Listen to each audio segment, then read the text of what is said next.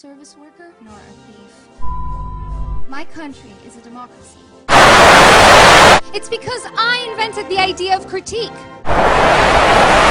Call me Greek, but it's Helene, not Greek, Helene. My name is Katerina, and I am... Hey, I'm not a public service worker, nor am I lazy.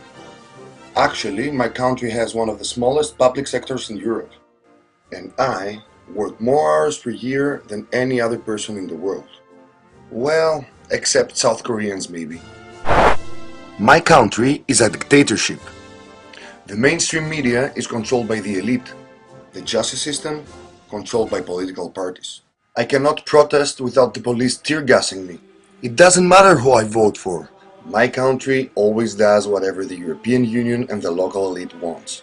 But somehow they have me convinced that it's a democracy. Even though that in the last 10 years I've paid 500 billion in debt, they have me convinced that I owe another 500. I invented critique, but somehow I keep repeating whatever I hear on TV.